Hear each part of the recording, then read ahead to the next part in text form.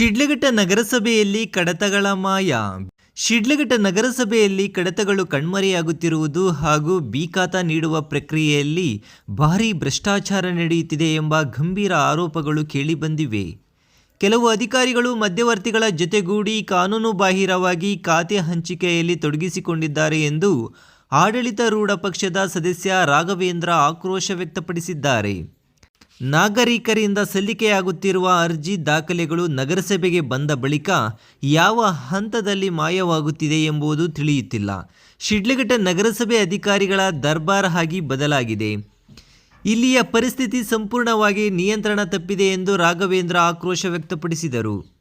ಶಿಡ್ಲಘಟ್ಟ ನಗರಸಭೆಯಲ್ಲಿ ಕೆಲ ಅಧಿಕಾರಿಗಳು ಮಧ್ಯವರ್ತಿಗಳೊಂದಿಗೆ ಕೈ ಜೋಡಿಸಿ ಖಾತೆ ನೀಡುವಲ್ಲಿ ಅಕ್ರಮ ಲೆಕ್ಕಾಚಾರ ನಡೆಸುತ್ತಿದ್ದಾರೆ. ಕಡತಗಳು ಮಾಯವಾಗುತ್ತಿದೆ. ಇದು ಅಧಿಕಾರಿಗಳ ದರ್ಬಾರ್ ಆಗಿ ಬದಲಾಯಿತೇನೋ ಎಂಬ ಅನುಮಾನ ಮೂಡುತ್ತಿದೆ ಎಂದು ರಾಘವೇಂದ್ರ ವಾಗ್ದಾಳಿ ನಡೆಸಿದರು. ಅವರು ಉನ್ನತ ಮಟ್ಟದ ತನಿಖೆ ನಡೆಸಬೇಕೆಂದು ಆಗ್ರಹಿಸಿದರು. ಕಂದಾಯ ಅಧಿಕಾರಿ ಸಂಜೀವ್ ಕುಮಾರ್ ವಿರುದ್ಧವೂ ತೀವ್ರ ವಾಗ್ದಾಳಿ ನಡೆಸಿ ಕಡತಗಳ ನಿರ್ವಹಣೆಯಲ್ಲಿ ಅಧಿಕಾರಿಗಳು ಸಂಪೂರ್ಣ ವಿಫಲರಾಗಿದ್ದಾರೆ. ಯಾರು ಕಡತ ಮಾಯ ಮಾಡಿದ್ದಾರೆ ಎಂಬುದರ ಬಗ್ಗೆ ವರದಿ ಸಿದ್ಧಪಡಿಸಿ ಶಿಸ್ತಿನ ಕ್ರಮ ಜರುಗಿಸಬೇಕೆಂದು ನಗರಸಭೆಯ ವ್ಯವಸ್ಥಾಪಕಿ ರಾಜೇಶ್ವರಿ ಅವರಿಗೆ ಸೂಚಿಸಲಾಗಿದೆ ಎಂದು ಅವರು ಹೇಳಿದರು. ಇನ್ನು ಆಶ್ಚರ್ಯಕರ ಸಂಗತಿಯಾಗಿದ್ದು, ಸದಸ್ಯರ ಆಕ್ರೋಶವಾಗುತ್ತಿದ್ದಂತೆ 3 ತಿಂಗಳುಗಳಿಂದ ನಾಪತ್ತೆಯಾಗಿದ್ದ ಕಡತವೊಂದು ತಕ್ಷಣವೇ ಟೇಬಲ್ ಮೇಲೆ ಪ್ರತ್ಯಕ್ಷವಾಯಿತು. ಇದರ ಹಿಂದಿನ ನಿಜಾಂಶವೇನು ಎಂಬುದೇ ಉತ್ತರ ಸಿಕ್ಕಿಲ್ಲ. ಈ ವೇಳೆ ಸದಸ್ಯ ಜಬೀವುಲ್ಲಾ ಸೇರಿದಂತೆ ಹಲವು ಸದಸ್ಯರು ಹಾಗೂ ನಾಗರಿಕರು ಉಪಸ್ಥಿತರಿದ್ದು ನಗರಸಭೆಯಲ್ಲಿ ನಡೆಯುತ್ತಿರುವ ಕಡತಗಳ ಮಾಯ ಹಾಗೂ ಭ್ರಷ್ಟಾಚಾರ ಕುರಿತು ಸೂಕ್ತ ತನಿಖೆ ನಡೆಸಬೇಕೆಂದು ಹಾಗೂ ತಪ್ಪಿತಸ್ಥ ಅಧಿಕಾರಿಗಳ ವಿರುದ್ಧ ಕಾನೂನು ಕ್ರಮ ಕೈಗೊಳ್ಳಬೇಕೆಂಬುದು ಸದಸ್ಯರು ಮತ್ತು ನಾಗರಿಕರ ಒತ್ತಾಯವಾಗಿದೆ. ಶಿಡ್ಲಘಟ್ಟ ನಗರಸಭೆಯ ಸಾರ್ಥಕತೆ ಹಾಗೂ ಸಾರ್ವಜನಿಕರ ನಂಬಿಕೆ ಉಳಿಸಿಕೊಳ್ಳಲು ಉನ್ನತ ಮಟ್ಟದ ತನಿಖೆ ಹಾಗೂ ಪರಿಣಾಮಕಾರಿ ಕ್ರಮ ಕೈಗೊಳ್ಳುವುದು ಅನಿವಾರ್ಯವಾಗಿದೆ ಎಂಬುದು ಒತ್ತಡ ದಿನದಿಂದ ದಿನಕ್ಕೆ ಗಂಭೀರ ರೂಪ ಪಡೆಯುತ್ತಿದೆ.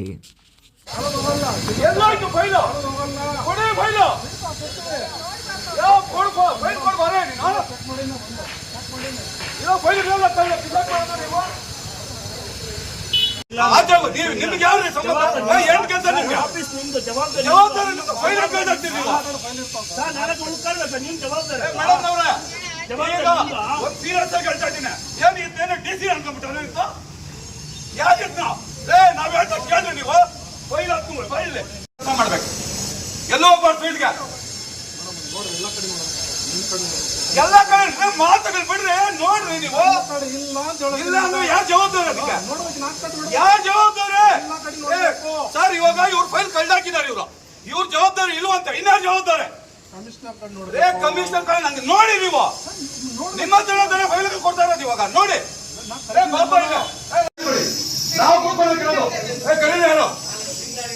ಯಾರಪ್ಪ ನೋಡಿದ್ರೆ ಏನ್ ತಮಾಷೆ ಮಾಡ್ಕೊಂಡು ಕೂತ್ಕೊಂಡಿದ್ದೀರಾ? ಯಾವನ್ ಕಿತ್ತೋಗಿರೋ ನನ್ನ ಮಕ್ಕಳಿಗೆ ಹೇಳ್ಕೊಂಡ ಅಲ್ಲ, ಹೇಳ್ತಾ ಇದ್ದೀನಿ ಫೈಲ್ ನೋಡ್ಕೊಳ್ಳಿ ಸರ್. ಬೆಳಗ್ಗೆ ಪಾಪ ರೋಡ್ ಬೇಡ ಕೊಡಿ అన్న ఎన్న అడిగాను ఇచ్చినది చెప్పు వాళ్ళకి సాహెబ్లు చెప్పు వచ్చినారు ప్రెస్ వాళ్ళకి ಇಲ್ಲಿ 23ನೇ ವಾರ್ಡ್ ಸದಸ್ಯರು ಇವತ್ತಿನ ದಿನ ನಗರಸಭೆಯಲ್ಲಿ ಅಪ್ಲಿಕೇಶನ್ಸ್ ಹಾಕಿ 3 ತಿಂಗಳು 4 ತಿಂಗಳು ಅಳಿತಾ ಇದ್ರು ಸಹ ಈಗ ಈತ ಮೇಸ್ಟ್ರು, ರಿಟೈರ್ಡ್ ಮೇಸ್ಟ್ರು 2 ಸಲ ಅಪ್ಲಿಕೇಶನ್ ಕಳ್ದಾಕಿದ್ದಾರೆ, ದುಡ್ಡು ಕಟ್ಟಿದ್ದಾರೆ. 3ನೇ ಸಲ ಯಾಕೆ ತಿರುಗ್ತಾ ಇದ್ರೆ ಅದನ್ನ ಹುಡುಕೊಡಕ್ ಆಗ್ತಾ ಇಲ್ಲ, ಯಾರೂ ಸಹಮತ ಕೊಡ್ತಾ ಇಲ್ಲ. ಅಲ್ಲಿದೆ ಇಲ್ಲಿದೆ ಅಂತ ಓಡಾಡ್ಕೊಂಡು ನೋಡಿ ಈಗ ಬಂತು. ಇಷ್ಟು ಮಾತಾಡಿದ್ಮೇಲೆ ಈಗ ಬಂದಿದೆ ಫೈಲು. ಇಷ್ಟು ಮಾತಾಡಿದ್ಮೇಲೆ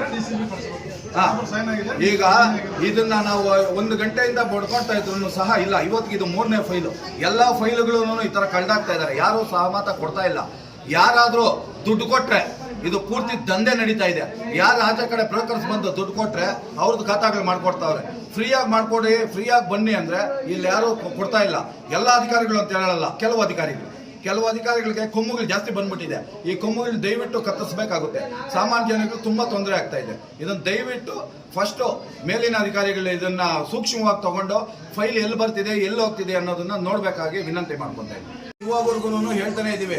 ಈಗ ಹೊಸ ಕಮಿಷನರ್ ಸಾಹೇಬರು ನಿನ್ನೆಯಿಂದ ಬಂದಿದ್ದಾರೆ. ಅವರು ಫಸ್ಟ್ ಇವಾಗ ಕಂಪ್ಲೇಂಟ್ ಮಾಡ್ತಾ ಇದೀವಿ. ಮ್ಯಾನೇಜರ್ ಅವ್ರಿಗೂ ಹೇಳಿದ್ದೀವಿ. ಇವರು ಫೈಲ್ ನೋಡಿ ಬೆಳಗ್ಗೆಯಿಂದ ಹೇಳಿದ್ರೆ ನನ್ನ ಹತ್ರ ಇಲ್ಲ, ಅಲ್ಲಿ ಇಲ್ಲೂ ತಿರುಗಾಡ್ಕೊಂಡು ಟೈಮ್ ವೇಸ್ಟ್ ಮಾಡ್ತಾ ಇದ್ರು. ಈಗ ನೀವು ಪ್ರೆಸ್ ಅವರು ಪ್ರತಿಯೊಬ್ಬರು ಬರೋ ಹೊತ್ತಿಗೆ ಈಗ ಫೈಲ್ ತಂದು ಕೊಟ್ಟವ್ರು. ಈ ತರ ಅವರು ಸಾಮಾನ್ಯ ವ್ಯಕ್ತಿಗಳು ಎಲ್ಲಿ ಗಲಾಟೆ ಮಾಡೋದು? ಈಗ ನಗರಸಭಾ ಸದಸ್ಯರಾಗಿ ನಾವು ಬೊಂಬಡಿ ಮಾಡಿದ್ರೆ ಇವ್ರು ಕೆಲಸ ಮಾಡಕ್ ಆಗ್ತಾ ಇಲ್ಲ. ಸಾಮಾನ್ಯ ವ್ಯಕ್ತಿಗಳು ಏನ್ ಮಾಡ್ತಾರೆ? ಹಿಂಗಾಗಿದೆ ಇಲ್ಲಿ.